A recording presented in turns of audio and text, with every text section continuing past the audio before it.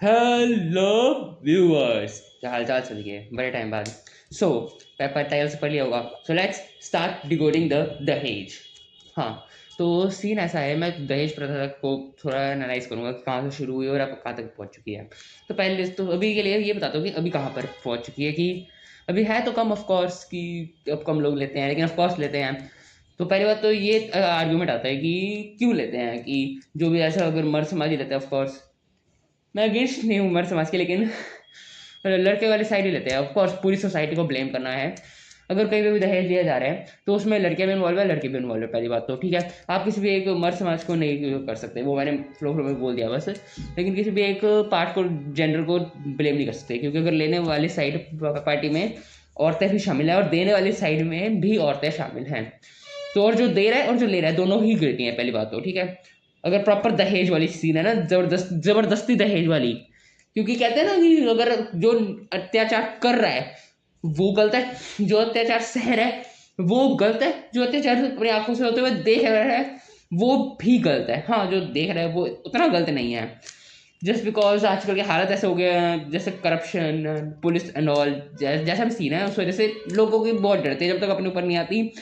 लोग नहीं कर पाना चाहते हैं दूसरों की हेल्प। हाँ, जहाँ ऑफ कोर्स ये मोरली गलत है, पर वही मोरली और एथिकली आ जाता है ना। कि जैसे अगर मैं कहूँ कि जहाँ न्याय नहीं वहाँ मैं नहीं, ठीक है, तो इस हिसाब से तो मुझे हर बार जो भी बंदा ऐसे खुद को कहता है कि, तो उसको तो हर बार जाना चाहिए, इन्वॉल्व होना चाहिए। लेकिन खैर, क्या ही कर सकते हैं। तो वही बात, लेकिन अपनी सेफ्टी भी पूरी इंपॉर्टेंट है ना। कई बार सेफ्टी की बात आ जाती है, पुलिस के पास जाओ और खुद बहुत ज़्यादा टेंशन में आ जाओ, लेकिन और खुद वही सेफ्टी भी और टाइम भी बहुत ज़्यादा वैसे बर्बाद होता है। बट वही है सिचुएशन के हिसाब से, कि जहाँ आपको लगता है करना चाहिए हेल्प करो, नहीं लगता मत करो। तो उसके ऊपर अब मैं कुछ नहीं बोलते चाहूँगा। तो ये तो बात होगी कि कौन गलत है कौन नहीं, ठीक है। और दूसरा, जैसे मैं कह रहा था कि अगर कोई भी जैसे जो पार्टी ले रही है दहेज, ठीक है, तो क्या उनके अंदर वो नहीं है क्या, यानी कि जैसे मैंने एक अच्छा आर्गुमेंट ये सुना था कि रीढ़ की हड्डी, एक चैप्टर पढ़ा था हिंदी में, तो रीढ़ की हड्डी नहीं है क्या अगर कोई जबरदस्ती ले रहा है जैसे किसी से, कि जो बंदा खुद कमाने लायक नहीं है क्या। तो इसी से ही हमें आइडिया मिलता है कि ये चीज़ कहाँ से शुरू हुई होगी। तो एज यू ऑल नो कि पहले के टाइम पे जैसे बाल विवाह टाइप से होता होगा, कि जैसे बहुत कम उम्र में, ठीक है। तो अब ये तो मुझे नहीं आइडिया कि लड़की ही लड़के के घर क्यों जा रही है। लिटरली इसको इसको शायद या फिर शायद है, तो इसको फ्यूचर एनालिसिस के लिए डाल देते हैं। आगे जाके शादी शादी को भी एनालिसिस करेंगे, लेकिन अभी के लिए हम फैक्ट मान लेते हैं कि लड़की लड़के के घर जा रही है। ओके, तो ऐसे में, हाँ, तो ऐसे में जो वो दोनों ही बच्चे हैं, ठीक है, और जो लड़का है वो भी इतना ज़्यादा कमाने लायक है नहीं, इतना ज़्यादा। ओके, तो जो वो लड़का है उसको सपोर्ट के लिए कि हाँ, अगर जो आपकी लड़की, हमारी लड़की अगर आपके लड़के के पास आ रही है तो वो दोनों अपना जीवन थोड़े टाइम तक बिना किसी परेशानी तक बिता सके, तो लड़की वाले उस लड़के वाले को दे देते थे। ऐसा कुछ हुआ होगा, ठीक है। और हाँ, ये मैं टोटली मानता हूँ कि इमोशनली वगैरह लड़की बहुत ज़्यादा सहन करती है। जो भी ऑफ कोर्स कोई भी अगर अपने फ्रेंड्स को और फैमिली को छोड़ के आएगा उसको दिल टूट जाएगा यार, ठीक है। लेकिन अगर इमोशनल फैक्टर को एक बार के लिए साइड रखें, क्योंकि रियल लाइफ में इमोशनल फैक्टर कई बार वर्क नहीं करते। रियल लाइफ वाली चीज़ों में इस तरह की जहाँ इतना बड़ी चीज़ें लेवल स्केल पर हो रही हो, तो इमोशनल चीज़ें वर्क नहीं करती। तो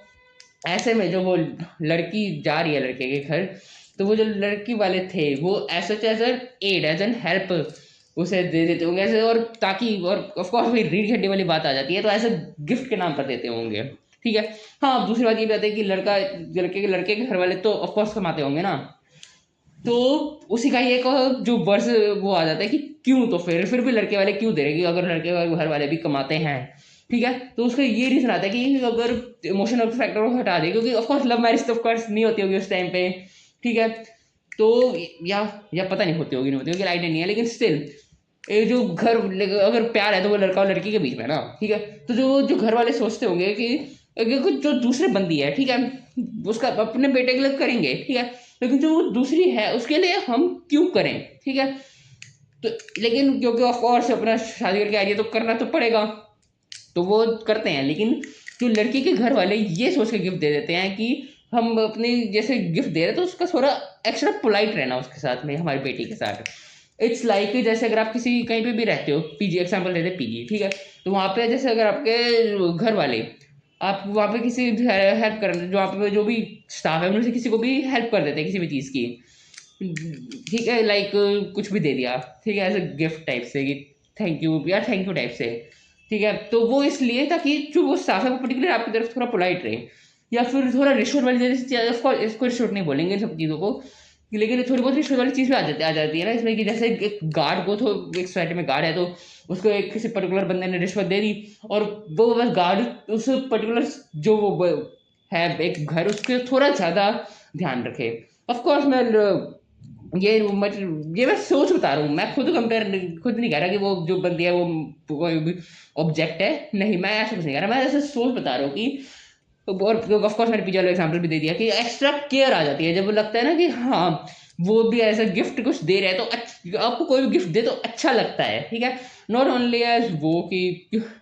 और पता नहीं, और लोगों की मेंटालिटी, ऑफ कोर्स कई लोगों, मोस्टली लोगों की मेंटालिटी प्राइस पे आ जाती है कि इतना महंगा गिफ्ट दिया कि बढ़िया लोग हैं, कि इतना हमारी उन्हें हमारी फिक्र उन्हें हम वो हमसे प्यार करते हैं इस टाइप वाले सेंस में कि अगर महंगा गिफ्ट दे रहे हैं तो, ये कई बार लोगों की मेंटालिटी हो जाती है, मेरी नहीं है ऑफ कोर्स, ठीक है, तो इस वजह से वो हो सकता है, ये जो घर लड़के के घर वाले वही सोचते हैं कि हाँ हम लड़के के घर वाले को जैसे दे देते हैं, और लड़के के घर वाले ऑफ कोर्स उन्हें अच्छा लगता है, इस वजह से वो एक्स्ट्रा पोलाइट रहते हैं। अब ये होगी पुराने वाले ज़माने की बात, ठीक है, और जहाँ थोड़ा चीज़ें प्योर रहती थी, जेन्युइन स्पीकिंग, जो जो भी लेना देना होता था अपनी मर्जी वगैरह से होता था, लेकिन फिर धीरे धीरे ये कंपल्सन बनता गया, और लोगों ने लड़कियों को एज अ मटीरियलिस्टिक ऑब्जेक्ट की तरह ज़्यादा करने लग गए। ऑफ कोर्स जो लड़का शादी, स्पेशली अरेंज मैरिज में ना लड़के को कोई भी बंदा, जैसे अगर लड़का अरेंज मैरिज कर रहा है तो उसको क्या मतलब है उस लड़की से, ठीक है, हो सकता मोस्ट 90 देखो मोस्टली चांसेस है कि वो या तो घर वालों को पैसे वगैरह की बस करनी है तो करनी है, ठीक है, या फिर वही दूसरा चांस वही सेक्सुअल प्रेजर वगैरह, ठीक है, अब इन सब के चक्कर में, ठीक है, वो बंदा यही उसके दिमाग में यही चलेगा कि मैं क्यों इसकी जो मेरे घर में साथ रह रही है मैं क्यों इसके लिए कुछ करूं, जबकि मेरे से कोई नाता नहीं है, प्यार का नाता भी नहीं है, कोई इमोशंस अटैच नहीं है, वो तो ऑफकोर्स धीरे धीरे अटैच हो जाते हैं, तो वही जब फेस आता है ना कि जब तक इमोशन अटैच नहीं होते, उससे अगर इमोशन अटैच होने का तब तक के लिए बंदे पोलाइट रहें, उसके लिए दहेज जरूरी होता था। ऑफ कोर्स गलत है, मैं जस्टिफाई नहीं कर रहा, मैं रीजन बता रहा हूँ, पहली बात मैं ये बता दूं, मैं जस्टिफाई नहीं कर रहा दहेज को, ठीक है, तो लोग ऐसे बस देने लग गए, और इसी के साथ कंपल्सन बनता गया, और लोगों और ऑफ कोर्स लोगों को क्वेश्चन करते ही नहीं है, ठीक है, कि क्यों कर रहे हैं हम, जो पता चल रही है उसको बस चलने देते हैं कि हाँ मान लिया जो भी मान लिया, ठीक है, तो ऐसे ही ऐसा कंपल्सन हो गई दहेज वाली प्रथा, और सो सबको पता है कि दहेज ने कितने ज़्यादा नुकसान करे हैं, and again I will blame the whole society, पूरी सोसाइटी जिम्मेदार है इसके लिए, कोई एक कम्युनिटी नहीं, साफ सी बात है, हाँ नहीं तो ठीक है, चलो फिर, और अब जैसे भाई आजकल आजकल ये बहुत अच्छी बात हो रही है कि वैसे दहेज को कंपल्सन नहीं, लाइक और अरेस्ट वगैरह हो जाते हैं लोग जबरदस्ती दहेज लेने की वजह से, क्योंकि ऑफकोर्स लड़कियों को वो आग लगा दी जाती है, तो ऐसा ये लोग ऐसा क्यों नहीं करते, जैसे एलिमनी वाला सीन है, जैसे एलिमनी कोर्ट में होती है तो दहेज भी तो कोर्ट में हो सकता है, खैर उसके ऊपर फिर कभी आएंगे आएंगे एलिमनी वर्सेस दहेज, ठीक है, तो वो तो मुझे नहीं पता, तो मेरे ख्याल से दहेज का पूरा एनालिसिस आपको समझ में आ गया कि क्यों लिया जाता होगा, अब क्या सीन है, और अब क्या सीन है वो तो किसी को भी नहीं पता, कई लोग कई गाँव में कुछ भी होता होगा, I don't know, so I guess we need to end this video, till then stay curious, keep analyzing, bye bye।